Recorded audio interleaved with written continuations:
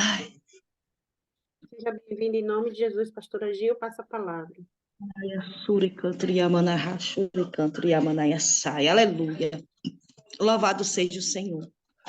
Agradeço ao Pai, ao Filho e ao Espírito Santo por mais um dia que estamos aqui hoje, colaborando, exaltando o nome santo do Senhor. Aleluia. Porque a palavra do Senhor diz que é operando Ele quem vai impedir o trabalhar dele sobre as nossas vidas.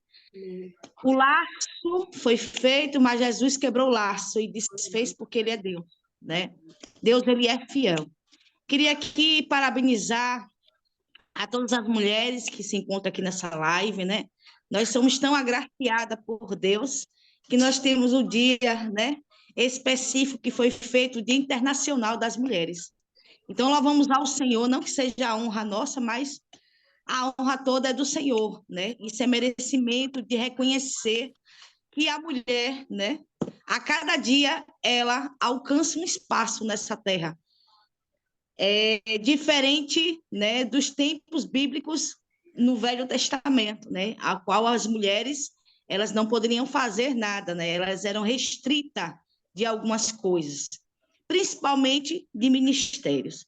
E eu louvo ao Senhor, né? Porque a cada dia Deus tem sido gracioso conosco.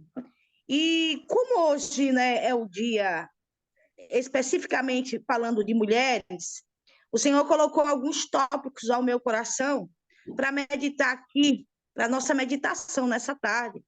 O primeiro que Deus coloca na Bíblia vai citar que se existe várias mulheres, né, específicas que se destacaram com fé, com graça, com coragem, disposição.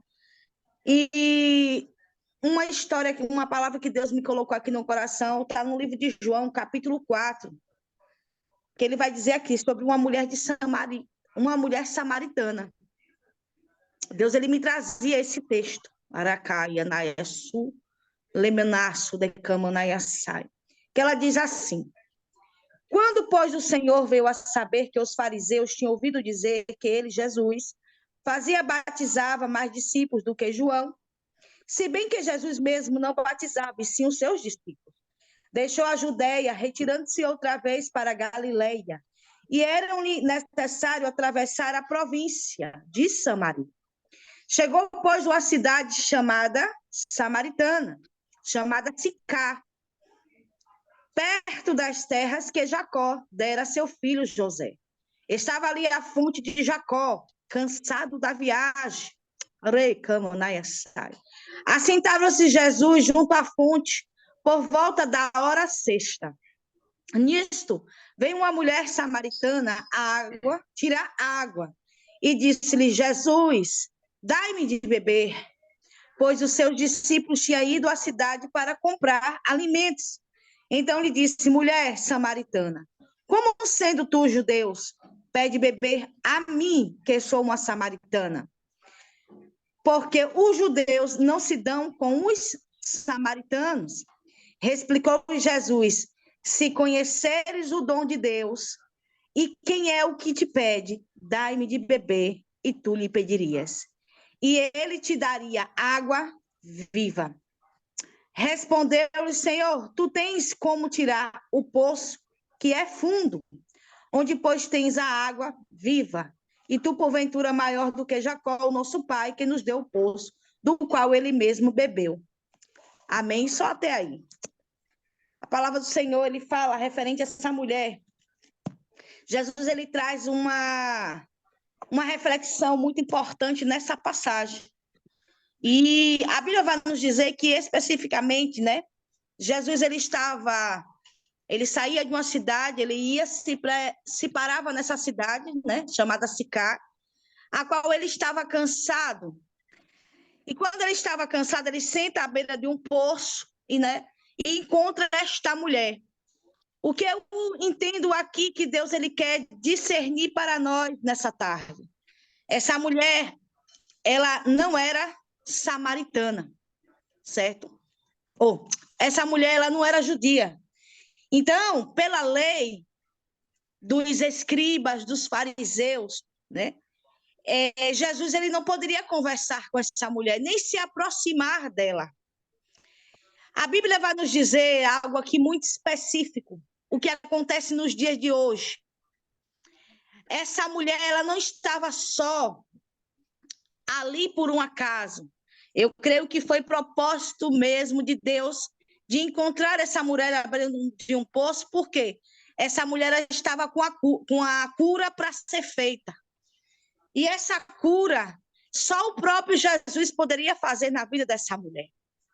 E Jesus olha para ela e pergunta a ela se ela queria beber da água da vida, que era o quê? Conhecer, ter um encontro real com Jesus. E ali essa mulher, ela fica espantada, porque Jesus conversa com ela. Tem uma conversa, um diálogo com ela. E ela olha para Jesus. Jesus ele não fez acepção de pessoas. Vou trazer essa história para algo diferente daquilo que Deus ele quer expressar para nós. Muitos olham para nós o exterior, mas Jesus não é aquele que olha pelo exterior. Deus é aquele que vê a essência que tem dentro de nós. E ali Jesus pergunta a esta mulher se ela queria beber da água da vida. O que era a água da vida? Era de ter o conhecimento, de ter um encontro real com Jesus.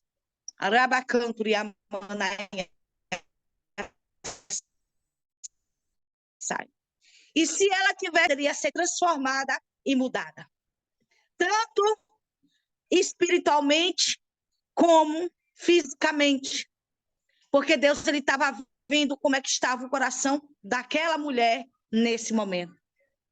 E aqui eu abro um parênteses para citar, né? Duas mulheres da Bíblia. Uma foi Débora. A Bíblia vai nos dizer que Débora, lá no livro de Juízes, a Bíblia diz que ele constituiu juízes, levantou juízes, né, para poder direcionar o comando, ser responsável por aquilo que o Senhor tinha colocado na mão deles. Mas a Bíblia vai dizer que Jesus ele não estava se agradando. Se você ler o livro de Juízes todo, não estava se agradando com o quê? Porque o povo estava sofrendo por uma economia que estava sendo defasada, que estava tendo complicações de Kamanaiassai. E ali Jesus ele olha para Débora, a Bíblia diz que Débora significa abelha rainha, é o mel. E ali Jesus ele olha para Débora e ele começa o quê? A quebrar o protocolo de quê? Jesus levanta a Débora como uma juíza, como uma profetisa, porque Deus ele sondou o coração de Débora, ele estava vendo no momento o que era que Débora estava clamando e orando. Débora estava se compadecendo com a situação do povo dela, dos irmãos que estavam vivendo aquela situação naquele momento. E Deus ele tinha levantado os homens para fazer, mas ninguém estava sensível a ouvir a voz de Deus. O que é que eu entendo aqui? É que Jesus ele começa a quebrar protocolos. Que protocolo é esse, pastora? A Bíblia vai nos dizer lá no livro do Velho Testamento que Jesus era a lei. Na época da lei, as mulheres não poderiam liderar, não tinha vez de nada. E aqui no Velho Testamento, Jesus ele começa a quebrar protocolos através da vida de Débora. Por quê? Para mostrar que ele é Senhor, que ele é mestre e que ele é o dono da lei e que ele pode fazer todas as coisas. Aí Deus é tão maravilhoso que ele faz as coisas, ele complica. Depois ele explica o porquê que ele complicou. Aí Jesus ele vai dar o seu filho para morrer na cruz por mim e por você, para que venha ter o quê? A ressurreição. O que é a ressurreição? Para que a gente venha ter o livre acesso do Espírito Santo. Por isso que a Bíblia diz que o véu foi rasgado. Quando o véu foi rasgado, Jesus fez tudo novo na nossa vida. Jesus quer dizer o quê? Que ele quebrou protocolos na nossa vida. Nós não podemos viver debaixo de um jugo de uma lei, a qual essa lei não existe mais, porque o véu se rasgou. E quando o véu se rasga, Jesus diz assim, olha, nós não vivemos debaixo de um jugo de uma lei, mas nós vivemos debaixo de uma graça. Rabacanto, Yamanaiassai. E ali Deus faz o quê? Agracia Maria Madalena. O que é que Jesus agracia Maria Madalena? Lá no Novo Testamento, Jesus morre, ressuscita, o anjo desce, Andacamanai. Se existia duas Marias, Andacanaia sai. E a Bíblia diz que essa Maria Madalena era prostituta. E Jesus vai lá e se aparece para ela pela primeira vez e manda ela avisar os discípulos que ele morreu e ele ressuscitou. E o cumprimento da palavra foi cumprida, da canaço, decai. E essa mulher andar, cantar e achou, tem um encontro verdadeiro com Jesus. E ali começa, do Novo Testamento, andar, canaia, sai. O Ministério de Mulheres. Se vocês olharem o ministério, eu creio que o que o próprio Espírito me revelou começa a acontecer a partir daquele momento que Jesus disse assim, olha, eu tive a graça de aparecer para Maria Madalena, para mostrar que as mulheres podem liderar, as mulheres podem ser pastora, as mulheres podem fazer muitas das vezes, aquilo que o homem não quer fazer, não quer se posicionar no lugar para se fazer. Quem é eu e você para mandar na lei do Senhor? Porque Deus, ele passa por cima. Enquanto os fariseus queriam condenar Jesus, ele estava todo o tempo falando, olha, quem é tu? Doutores da lei, vocês têm homilética, conhecimento, teologia, sabe da Torá, sabe do conhecimento, mas não sabe dos meus mistérios. Anaia, Sudecamanai. Não procurou viver no espírito. Sabe só da letra. Só tem a letra. Mas esqueceu de ser soprado o meu espírito. Então, para que tenha o meu espírito, é necessário eu morrer e nascer de novo em Cristo. Arabacanto, Yamanaya sai. Não é de qualquer maneira. Eu não estou dizendo aqui que a gente não precisa do conhecimento. Precisamos sim. Porque a própria palavra diz, conheceis no crescimento, na graça, na palavra, em todas as coisas. Mas eu não posso viver uma vida formalizada. Eu tenho que viver uma vida soprada pelo sopro do Espírito. Jesus, ele nos dá o conhecimento e aquilo que você absorve, aquilo que você conhece, o Espírito fala através da minha vida, através da tua vida. É isso que Deus quer. Eu não posso andar como o homem quer, mas eu posso ser guiado pelo Espírito Santo. Arabacanto e Amanaiaçai.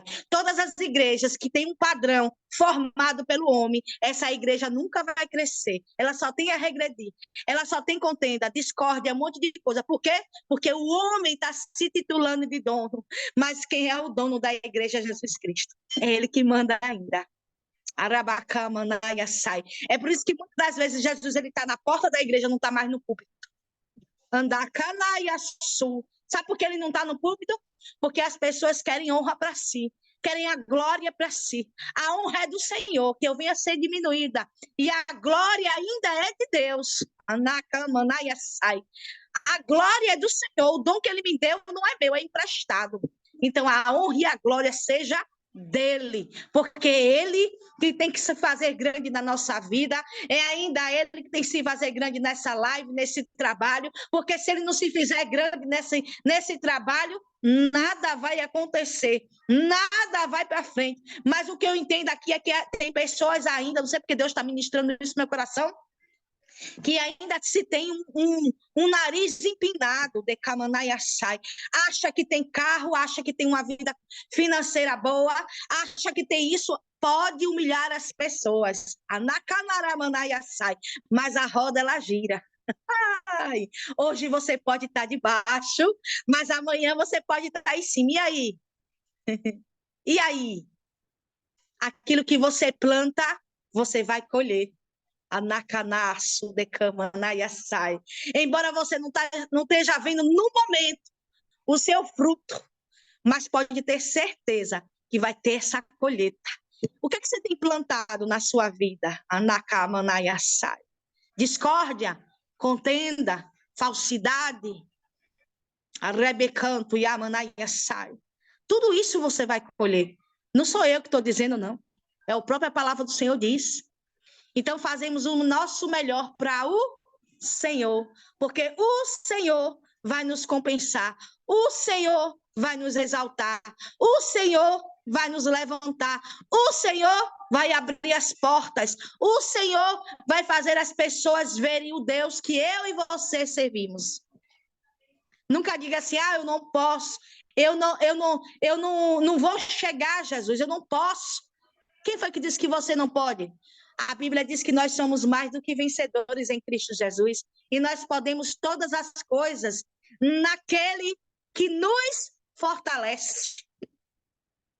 É Deus que nos fortalece, é o Senhor que nos levanta, é Deus que tira os carrapichos, tira os protocolos, é o Senhor que lhe leva para um lado, lhe leva para o outro, é Deus que faz as agendas, é Deus que enche a igreja. Rebecanto, Yamanaia, sai. Ninguém rouba a ovelha de ninguém, não. Aprenda isso. Rebecanto, Yamanaia, sai. Por quê? Porque quando a ovelha é alimentada bem no lugar, ela não tem como sair daquele lugar. Quando você se doa para isso, para fazer aquilo que Deus lhe deu a responsabilidade para fazer, ninguém vai roubar, não. Se saiu, é porque não era sua. Jesus vai mandar melhor. É assim que Deus faz. É porque chegou o tempo específico. Cada um tem um tempo específico da parte de Deus. E é assim que o Senhor faz na nossa vida. Aí eu fico hoje me perguntando, nesse dia maravilhoso, que é o dia específico das mulheres. É por isso que a Bíblia diz lá no Provérbios 14, que a mulher sábia, ela edifica a sua casa. E a tola, ela destrói. Canto e a manaia sai. Não vou dizer aqui, diz que a mulher é a coroa do marido. Mas entenda uma coisa nessa coroa. Entenda uma coisa. A Bíblia vai nos dizer que não era bom que o homem vivesse só. Mas Jesus, ele fez Adão do pó da terra. Olha, pó. E deu sopro de vida nas narinas de Adão. O pó significa barro, né? Algo que é barro. Olha que Jesus lindo. Aí ele vai e faz Eva. Como? Da costela. Costela é uma coisa mais firmeza, mais firme, né? Então, o que acontece? Se vocês olharem, se tiver homem aqui, mas é verdade, é relajado. Se vocês olharem a luz da palavra, o homem, qualquer coisa, ele não aguenta muito. Ele não aguenta muita pressão. Rebecanto e a manaiaçá, ele não aguenta. Qualquer coisa, ele se desmancha. A mulher não, ela tem mais uma firmeza, sabe? Tanto é firme a mulher que Jesus deu a graça a ela de gerar. Será que o homem suportaria a dor de um parto? O processo que a mulher passa de 9 meses, criar um filho na barriga? Não. Eu não sou mãe ainda, mas eu acho que o homem não suportaria. Mas Deus já tinha projetado tudo e ele fez isso. Então, o que acontece? Quando se fala da coroa, a mulher ela tem que ser sábia, de canaia, sai. O que é sábia? A Bíblia diz que o homem é a autoridade, certo? A gente não pode tirar esse legado do homem, jamais. Olha o mistério aqui. Vamos supor, se o seu marido ele ganha 10 mil reais, não sei porque Deus está me mandando eu falar isso, 10 mil reais, vamos supor, e a mulher ganha 20, a canaço decai. A mulher, ela não pode ser mais do que o marido e humilhar o marido porque ela ganha mais do que o marido. Ela não pode ser mais do que o marido. Pelo contrário, eles têm que andar numa linha de concordância, de alinhamento. Por quê? Porque o cabeça ainda é ele. Mesmo o Senhor nos dando graça de ter autoridade, sabe? De ser mulheres para frente. Mas o que acontece? Aí vem um jugo desigual dentro do casamento. Que jugo desigual é esse? É o quê? A mulher está mandando no marido, não pode. Não existe isso. Os dois têm que andar em concordância. Ela não pode ser mais do que o marido. Mas também ela não pode ser escrava. Eles têm que andar lado a lado, um adornando o outro, com sabedoria. Tem coisas que quando o homem... Escute bem, quando a mulher ela tem um pavio mais curto, quer dizer, mais esquentada, tem casais que é assim, a mulher é esquentadinha, o homem é calmo. tira isso por mim, eu sou mais esquentadinha. Meu marido é, meu Deus do céu, vamos supor que ele não escute. Se a casa cair, ele está sentado, ele está calmo, entende? Já eu não, eu sou mais acelerada. Então, o que acontece? Já pensou se eu fosse fogo e ele fogo? Ia dar alguma coisa que preste? Não ia. Porque os 12 iam pegar fogo, ia abrir a brecha, o diabo ia entrar, e aí a confusão vinha, né? A discussão vinha, um botar a cara no dedo do outro, e aquele negócio todo. Então, o que acontece hoje? Hoje, os casamentos que tinham acontecido de quê? Mulheres que são de Deus, mas que o eu ainda está um pouco elevado, e aí começa a dialogar com o marido, achando porque ela tem uma certa independência, acha ainda que o marido tem que usar assim, ó, levar na mão. E a Bíblia não ensina isso, de jeito maneira. Por quê? Porque a Bíblia diz que a mulher tem que ser sábia até na maneira de falar, até na maneira de se expressar. Tem coisas que mesmo a gente não gostando, mas a gente conquista na oração. A gente conquista no jejum. Senhor, eu não posso fazer, não vou entrar em contenda. Tem coisas que é melhor você se calar, não que você vai se humilhar, mas é necessário se calar para que Deus venha entrar no seu relacionamento, no seu casamento, para que ele venha agir para você não ter discórdia. Porque se você for bater boca, o diabo vai entrar. E ali é onde vai vir o quê? As brechas de canaço, as brechas, ó. Vai entrando por uma besteira, uma discussão aqui, uma discussão ali, e é ali, e é ali, e é ali. Isso é muito sério. Por quê? Porque o diabo, ele está entrando no meio das famílias, casal. É casal. Casamento é algo constituído por Deus. É mentira do diabo que separação tem que ser separada. É mentira do diabo isso. Então, o diabo hoje ele está entrando no meio do casal para que venha a ser a discórdia e para que as pessoas venham desistir do casamento. Lá cai a chuca, emanaia sai, por falta de vigilância, por falta de entendimento, por falta de diálogo, desgaste físico. Anacanaia sou. Então, Jesus ele nos ensina o quê? Quando você vê que o seu casamento está desgastado, pare, analise, peça um comando a Deus, um direcionamento ao Senhor, que Ele vai dar, e ali comece a guerrear, antes que o diabo desmorone tudo, acabe com tudo, e depois você fica chorando. Ai, Jesus, às vezes, decalar na raça, decai. O problema não está no marido. O problema está em nós. Entende? É em nós que está o problema. Só que, às vezes, nós somos tão orgulhosas, estamos tão cheia de si, que nós não olhamos o problema, sabe? Nós não entendemos, nós não dialogamos o necessário que é para ser dialogado. Passamos despercebidos. E aí que acontecem as coisas. Aí quando passa o vento, a tempestade, aí eu vou chorar. Chorar de quê, se você não teve vigilância? Jesus te avisou antes. Não discuta, não brigue, não fale, vai para o joelho, vai para a oração, vai clamar, porque Deus ainda resolve, Deus ainda entra no leito, Deus ainda resgata, Deus ainda liberta e Deus ainda transforma. Esse é o nosso Deus que a gente serve. Creia. A última palavra é do Senhor. Ele é um Deus de restituição.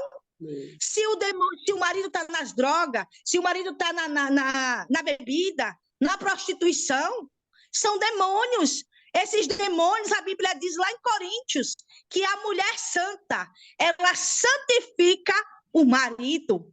O que é a mulher santa, ela santifica o marido? Você se posiciona em oração, em jejum, está santificando o seu marido. Jesus, ele traz. Jesus, ele liberta. Deus, ele espanta a pombagira de lá. Só que muitas das vezes, as pessoas não querem pagar mais preço. Querem resolver tudo na mão. Não querem esperar o tempo de transformação do homem. Se existe o processo do homem para ser liberto, não é de qualquer maneira. Você não pediu um homem transformado? Você não pediu um homem liberto? Você não pediu um homem cheio da graça, de unção? Passe o processo. Espere o processo que Deus vai fazer. Porque Jesus, ele chega na transformação. Aí eu fico aí hoje vendo certas pessoas desestimuladas. Ah, porque eu não aguento, porque isso e aquilo. Mas você viu antes de casar? Como foi o ciclo do seu casamento? Como foi o ciclo do seu relacionamento? Não é assim? É por isso que hoje a gente tem que ter muito cuidado as mulheres que estão pedindo um homem ao Senhor. A canaço decai. Sabe por quê? Porque você tem que ver a raiz do homem, das coisas que rodeia ele. Por quê? Porque você vai entrar numa alma, certo? Quando você casa, a sua alma é ligada à alma do marido. Então, processos que você passa, você vai passar junto com ele também, porque tá ligado? Se torna uma só carne, um só corpo e um só espírito. É um só, não é dividido. Isso é tão forte. A legalidade espiritual é tão forte que muitas pessoas se esquecem disso. Então, às vezes, assim, que eu estou isso aqui. Não, se o marido não está crente, se ele não está liberto, você está. Claro que na sua casa vai ter atritos. Claro que na sua casa vai ter processos. Por quê? Porque você está guerreando sozinha. Você é a coluna de oração da casa. Você está lidando com demônios, potestades, e ali é onde você vai pedir força a Deus, direcionamento, para se revestir, para poder o Senhor trabalhar. Sozinha você não vai poder. E ter domínio próprio, perseverança. Porque quando você tem domínio próprio, eu tenho pedido ao Senhor domínio próprio, perseverança. E ali Deus vai lhe mostrando, vai lhe guiando o caminho que você deve andar e deve seguir. Amém? E aqui eu deixo a minha rica oportunidade. Fui bem breve e rápida. Deus abençoe. Amém. Glória a Deus. Glória ao Pai. Glória ao Filho. Boa essa palavra. Obrigada, pastora Gil.